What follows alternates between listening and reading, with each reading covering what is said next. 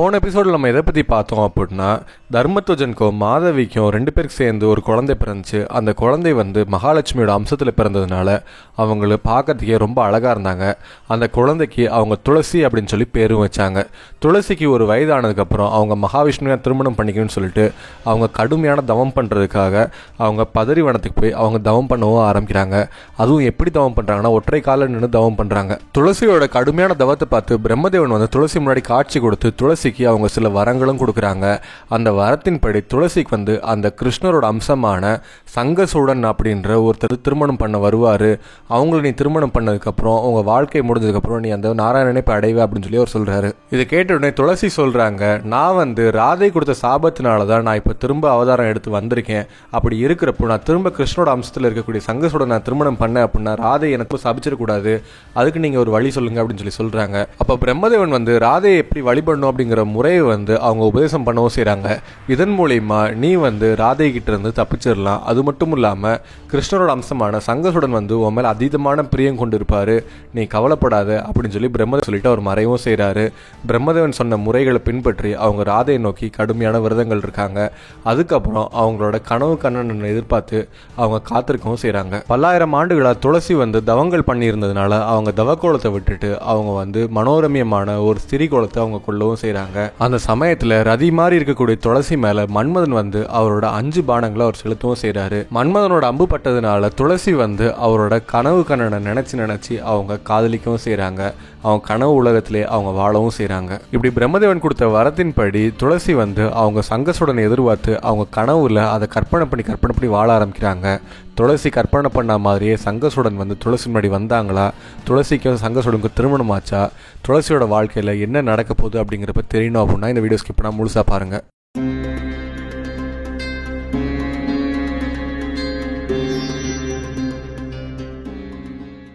பிரம்மதேவன் சொன்னதுக்கப்புறம் துளசி ஒரு இளமையான தோற்றத்தில் அவங்க பார்க்கறதுக்கே ரொம்ப அழகாகவும் பெண்களுக்குள்ளேயே மாணிக்கம் போலவும் ரதி தேவியை போலவும் அவங்க அலங்கரித்து அவங்க சந்தோஷமாக அவங்களோட காதலனுக்காக அவங்க காத்துட்டு இருந்தாங்க. இப்படி ரதி மாதிரி இருந்த துளசி மேலே அந்த மன்மதன் அவரோட சக்தி வாய்ந்த பானங்களான 5 பானங்களை அவர் செலுத்தவும் செஞ்சார். அதனால துளசியோட காதல் மோகம்ங்கிறது ரொம்ப அதிகாரமாக ஆரம்பிச்சது. அவங்க எப்போ பார்த்தாலும் அவங்களோட கனவு கண்ணனை பற்றி அவங்க கற்பனை பண்ண ஆரம்பிச்சிட்டே இருந்தாங்க. இவங்க எப்படி இருப்பாங்க, எப்படி அழகாக இருப்பாங்க, அவங்க எப்போ நம்மளை வருவாங்க, எப்படி நம்ம 2 பேரும் சேர்ந்து காதல் பண்ண போகிறோம் அப்படின்ற பற்றி அவங்க கனவு கண்டுகிட்டே இருந்தாங்க. இப்படி காதல் மோகத்தில் சிக்கின துளசிக்கு நாட்கள் அப்படிங்கிறது 1 வருடம் போகிற மாதிரி ரொம்ப மெதுவாக போக ஆரம்பிச்சது. அவங்களோட மலர்களும் சந்தனமும் கமலக்கூடிய அவங்களோட பஞ்சு மெத்தைகள் முட்கள் போல் அவங்களுக்கு இருக்க ஆரம்பிச்சது. மனோரம்யமான மாளிகை ஏதோ குகையில் வாழ்கிற மாதிரி அவங்களுக்கு தோற்றமளிக்க ஆரம்பிச்சது. பட்டாடைகளை பார்த்தோம் அப்படின்னா அது சுடும் அக்னி போல் அவங்கள சுட ஆரம்பிச்சது. அவங்களோட சுகங்கள் மேலே எதுலுமே அவங்களுக்கு மனம் லயிக்காமல் அவங்களோட கனவு கண்ணன் மேலேயே அவங்க நினச்சி அவங்க காதல் வயப்பட்டு அவங்க காத்துட்டு இருந்தாங்க. இப்படி துளசி அவங்க காதல் வயப்பட்டு அவங்க கனவு உலகத்தில் வாழ்ந்துட்டு இருந்த சமயத்தில் அவங்க கனவுல ஒரு அழகான ஆண்மகன் காட்சியளிக்கிறாங்க. பட்டு ஆடைகள் அணிஞ்சு அவங்க ரத்தின ஆபரணங்கள் அணிஞ்சு அவங்க பார்க்கறதுக்கு ரொம்ப வீரமும் தீரமும் நிறைஞ்சவங்களாகவும் இருக்காங்க. அந்த மாதிரி ஒரு ஆண்மகனை இது வரைக்கும் யாரும் பார்க்காத அளவுக்கு அவங்க பார்க்கறதுக்கே ரொம்ப அழகாக இருந்தாங்க. அவங்க மலர் மாலைகள் அணிஞ்சு சந்தனம் மேலே பூசி கமகமகமகன் வாசனை வீசுகிற அளவுக்கு பார்த்த உடனே எல்லாரும் விரும்பக்கூடியவராகவும் அவங்க காட்சியளிக்கவும் செஞ்சாங்க. இப்படி துளசியோட கனவுல அந்த சுந்தர புருஷன் துளசியை ரொம்ப அன்பாகவும் அரவணைப்பாகவும் அவங்க பார்த்துக்கிட்டாங்க. துளசிக்கு எந்நேரமோ அவங்க அழகழகான கதைகள் சொல்லி காதல் கவிதைகள் சொல்லி துளசியை சிரிக்க வச்சுட்டே இருந்தாங்க. இதை நினச்சி துளசி அவங்க சுந்தர புருஷனை நினச்சி ஏங்கவும் செஞ்சாங்க. அந்த சமயத்தில் துளசியோட கனவுல வரக்கூடிய அந்த சுந்தர புருஷன் துளசியோட அவங்க அழகான பூக்கள் கொடுக்குறாங்க, அவங்களோட காதல் பண்ணுறாங்க. 2 பேரும் ரொம்ப சந்தோஷமாக இருக்காங்க.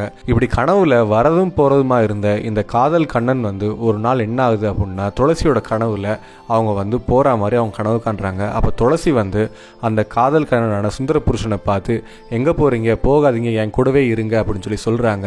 அப்போ துளசி சொல்கிறத கேட்காம அவங்க போகிற மாதிரி கனவு காண்றாங்க. உடனே அவங்க தூக்கம் தெளிஞ்சு கனவு நினச்சி அவங்க ஓன்னு அழுக ஆரம்பிக்கிறாங்க. இப்படி துளசி வந்து அவங்க கனவுல வரக்கூடிய அந்த கனவு கண்ணனை நினச்சி அவங்க ஏங்கவும் செஞ்சாங்க.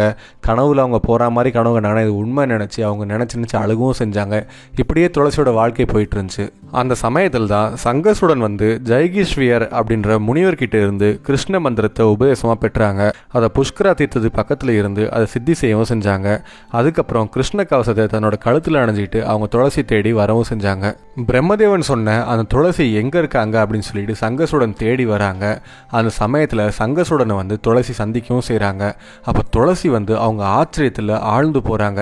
இது வரைக்கும் அப்படிப்பட்ட ஒரு அழகனை அவங்க பார்த்ததே கிடையாது. அது மட்டும் இல்லாமல் நான் கனவுல கண்ட அந்த கனவு கண்ணனே இவங்க தான், எப்படி என் கனவுல கண்டவங்க இப்படி நேரில் வர முடியும் அப்படின்னு சொல்லி அவங்க திகச்சு போய் நின்றுருக்காங்க.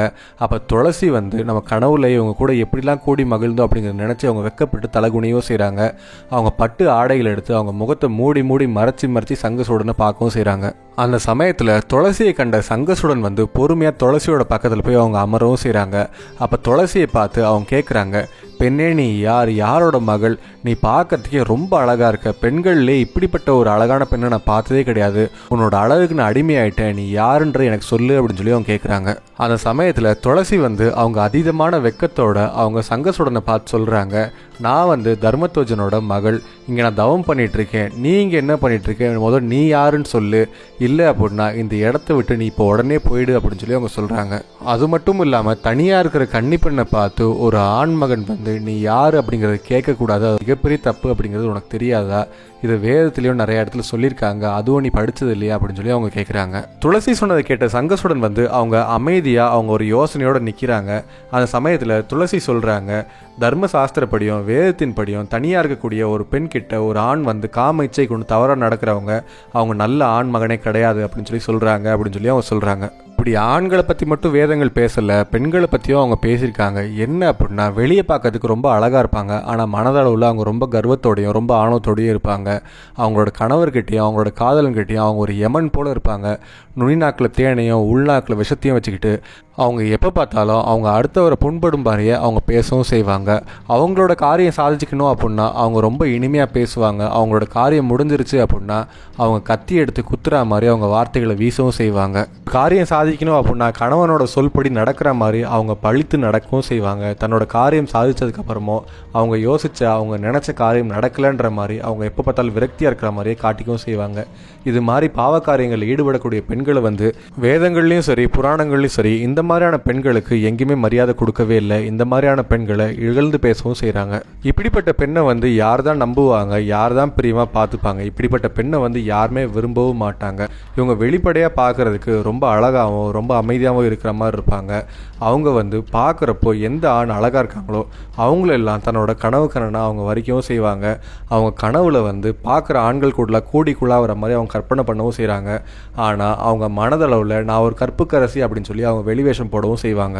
இந்த மாதிரி வெளிவேஷம் போட்டு ஊரை ஏமாத்துற பெண்களை வந்து யாரும் விரும்பவும் மாட்டாங்க, அவங்கள அடையணும்னு சொல்லி நினைக்கவும் மாட்டாங்க.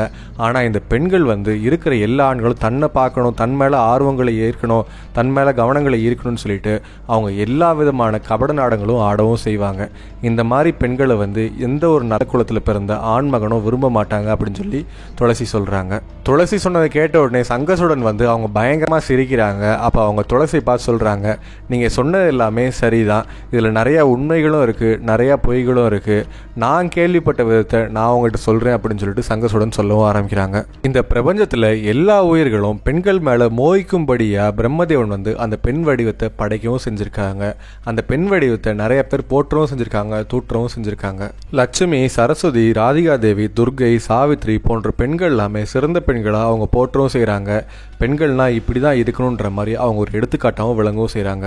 சதரூபை, தேவஹிதி, ஸ்வாதா, ஸ்வாஹா, தட்சிணை, சாயாவதி, ரோகிணி, வாருணி, சசி, குபேரபத்னி, அதிதி, திதி, லோபமுத்ரை, அனுஷியை, கோடபி, அகலிகை, அருந்ததி, மேனை, தாரை, மண்டோதரி, தமயந்தி, கங்கை, சமணசா, புஷ்டி, துஷ்டி, ஸ்மிருதி, மேதகலிதா, வசுந்தரா, சஷ்டி, மங்களசண்டி, தாருகாமினி, ஸ்வஸ்தி, சிரத்தா, சாந்தி, காந்தி, சிராந்தி, நித்திரா, தத்திரா, பிபாஷா, சந்தியா, திவா, கீர்த்தி, சோபா, பிரபா, சிவா, இது மாதிரி எத்தனையோ நல்ல குணங்கள் கொண்ட பெண்கள் இருக்காங்க. அவங்கள தேவதைகளாக அவங்க போற்றவும் படுறாங்க. மனதளவுலையும் சரி உடலளவும் சரி விபச்சார குணம் கொண்ட பெண்களை எப்பவுமே மதிக்கவே கூடாது. அது மட்டும் இல்லாமல் பெண்களில் 2 வகையான பெண்கள் இருக்காங்க. ஒன்று சாத்வ குணம் கொண்ட பெண்களாக இருக்காங்க. அவங்க எப்போவுமே வாழ்க்கையை பற்றியும் தன்னோட துணையை பற்றியும் அவங்க கவலைப்பட்டு அது சாந்த குணத்தோட அவங்க வாழ்க்கையை சகிச்சு வாழக்கூடியவங்களாக இருப்பாங்க. அவங்க உத்தமமான பெண்களாகவும் இருக்காங்க. இன்னொரு பெண்கள் ராஜச குணம் பொருந்திய பெண்களாகவும் இருக்காங்க. அவங்க எப்போவுமே காம இச்சை கொண்டவங்களாகவே இருக்காங்க. அவங்க தன்னோட காரியத்திலே முதன்மை கொண்டவங்களாகவும் இருக்காங்க. அவங்களோட காம இச்சைகளை யார் பூர்த்தி பண்ணுறாங்களோ அவங்க பின்னாடி போகிறவங்களாகவும் இருக்காங்க. இந்த மாதிரி பெண்களை மதிக்கத்தகாத மத்தியமமான பெண்கள்னு சொல்லுவாங்க. இப்படி எல்லா பெண்களும் கெட்டவங்க அப்படின்னு சொல்லாமல் யார் மதிக்கத்தக்கவர்கள் யார் மதிக்கத்தகாதவர்கள் அப்படிங்கிறத உணர்ந்து நடக்கூடியவன் தான் ஒரு உண்மையான ஆண்மகன். அது மட்டும் இல்லாமல் ஆட்களோ இல்லை எந்த ஒரு வசதியோ இல்லாத ஒரு இடத்துல ஒரு பெண் தனியாக இருந்தாங்க அப்படின்னா அந்த பெண் யார் அப்படிங்கிறத போய் யாருமே கேட்கக்கூடாது. அவங்க நல்லவங்களாக இருந்தாலும் சரி இல்லை கெட்டவங்களாக இருந்தாலும் சரி அந்த பெண் கிட்ட கேட்கவே கூடாது. அது எனக்கு நல்லாவே தெரியும். அப்படிங்கிறதுனால நான் நீங்கள் யாருன்னு தெரியாமல் நான் கேட்க கிடையாது. பிரம்மதேவன் உங்களை போய் பார்க்க சொல்லி சொன்னார். உங்களே கந்தர்வ திருமணம் பண்ண சொல்லி அவர் கட்டளையிட்டு இருந்தார். அந்த கட்டளையின்படி தான் நான் வந்திருக்கேன் அப்படின்னு சொல்லி சொல்கிறாங்க. நான் யாருன்னு சொல்லி பார்த்தீங்க அப்படின்னா மனு வம்சத்தில் பிறந்த ஒரு அரச குலத்தில் பிறந்த சங்கசுடன் அப்படிங்கிறது தான் என்னோட பேர். அந்த சமயத்தில் சங்கசுடன் அவரோட பூர்வ ஜென்ம கதையும் துளசியோட பூர்வ ஜென்ம கதையும் சொல்லிட்டு அது மட்டும் இல்லாமல் துளசி மேலே தான் எவ்வளோ அன்பு கொண்டிருக்காங்கிறத பற்றியும் எடுத்து சொல்கிறாரு. சங்கசுடன் சொன்னதை பார்த்தோன்னே துளசி அவங்க மனதளவில் ரொம்ப சந்தோஷப்படுறாங்க. ஆனால் அவங்க வெளிக்காட்டிக்கல. சங்கசுடன் ரொம்ப திறமையானவனாகவும் இருக்காங்க. பெண்களை மதிக்க தெரிஞ்சவனாகவும் இருக்காங்க. இப்படிப்பட்ட ஆண்மகனை தான் எல்லா பெண்களும் விரும்புவாங்க. எனக்கு இந்த சங்கசுடனை ரொம்ப பிடிச்சிருக்கு அப்படின்னு சொல்லி அவங்க மனதளவில் நினைக்கவும் செய்கிறாங்க. அந்த சமயத்தில் துளசி சங்கசுடனை பார்த்து சொல்கிறாங்க, இப்போ நம்ம 2 பேர் பேசின பேச்சை வச்சு நான் ஒரு விஷயத்தை நான் புரிஞ்சுக்கிட்டேன். நான் உங்களை பேச்சால் ஜெயிச்சிட்டேன். நீங்கள் என்னை பேச்சால் ஜெயிச்சிட்டிங்கன்னு வச்சுக்கலாம். அதாவது உங்களோட கருத்துக்களை நீங்கள் சொல்லியிருக்கீங்க, என்னோட கருத்துக்களை நான் சொல்லியிருக்கேன். 2 பேரும் பேசினதை வச்சுட்டு 2 பேரை பற்றியும் நம்ம ஒரு புரிதலுக்கு வந்திருக்கோம். இதை பற்றி நீங்கள் என்ன நினைக்கிறீங்க அப்படின்னு சொல்லி துளசி கேட்குறா. துளசி கேட்டது பார்த்தோன்னே சங்கசுடன் சொல்கிறாங்க, புராணங்களையும் சரி வேதங்களையும் சரி ஒரு பெண் ஒரு ஆணை ஜெயிக்கிறாங்க அப்படின்னா அது போற்றத்தக்கதா எங்கேயுமே பேச கிடையாது. அதே மாதிரி நீங்கள் உங்கள் கருத்துக்களை சொல்லியிருக்கீங்க, நான் என்னோட கருத்துக்களை சொல்லியிருக்கேன். இந்த இடத்துல நம்ம 2 பேரும் வெற்றி தோல்வியை நம்ம பார்க்கவே கூடாது.